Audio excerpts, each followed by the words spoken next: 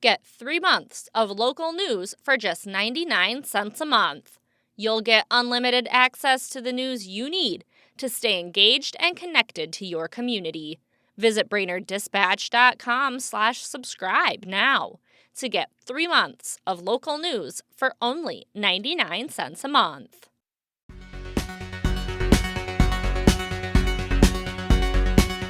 Good morning, Brainerd Lakes area. It's Monday, January 19th. I'm Teresa Burke with your Brainerd Dispatch Minute, the weekday podcast of the Brainerd Dispatch, brought to you by Rayboyne & Francis Law Firm, catching you up on the news of the Brainerd Lakes area. Here are today's top local headlines.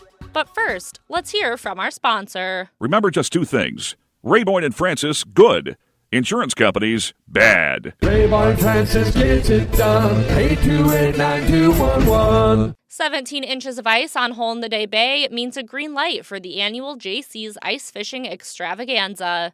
Members of the Jaycees and the Crow Wing County Sheriff's Office measured the ice Friday in the contest area on Gull Lake. With a permit from the Sheriff's Office, the 36th annual tournament is a go. It's set to begin at noon on January 31st, with thousands of anglers expected to participate. Reporter Tim Spire has more on this year's event in today's e-edition and at BrainerdDispatch.com. A professional survey of registered voters in Baxter found nearly two-thirds of residents opposed the Highway 371 overpass design. 67% were concerned the overpass would harm local business. Other concerns included complexity and confusion of the design and that it would make the community less attractive.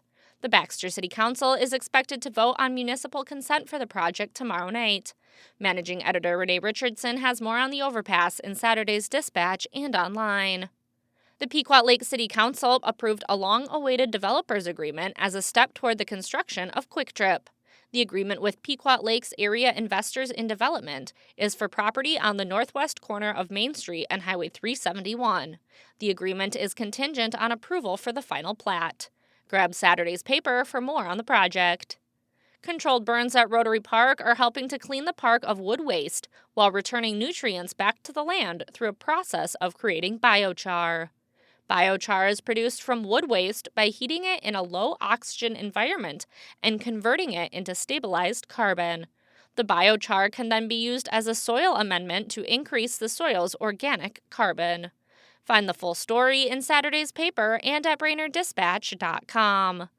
Minnesota anglers would be able to keep 4 walleyes instead of 6 under a proposal by the DNR to update statewide inland water walleye regulations.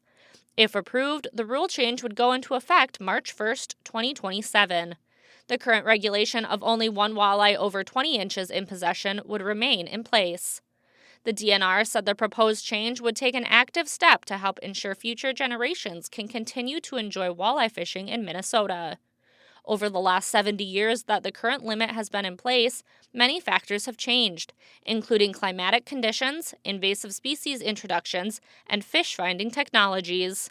People can comment on the proposed rule change until 4:30 p.m. on March 5th.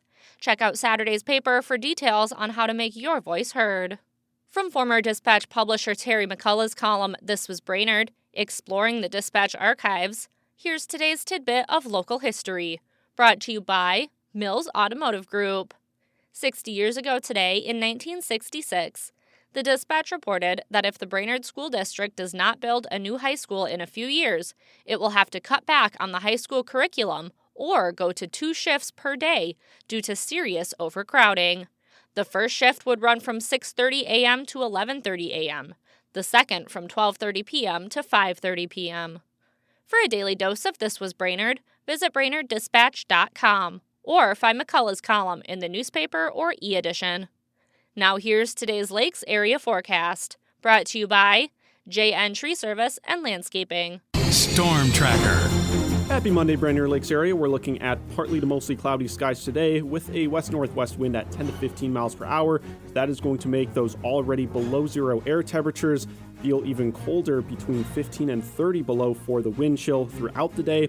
Going into tomorrow, though, we are looking at seeing an increase in those temperatures to get above zero, seeing around 8 degrees for the high in the afternoon, with mostly cloudy skies once again and a few flurries or snow showers possible towards the evening time as winds start to calm. But by the time we get to Wednesday, we'll have a chance of some minor blowing snow possible with west winds at 10 to 20 miles per hour, seeing some morning light snow possible. Otherwise, seeing some flurries for the rest of Wednesday.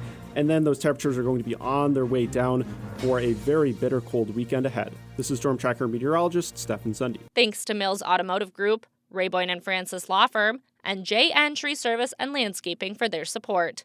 And thank you for listening to the Brainerd Dispatch Minute. For more news throughout the day and for information on becoming a subscriber, visit BrainerdDispatch.com. Have a great day, and we'll catch you tomorrow.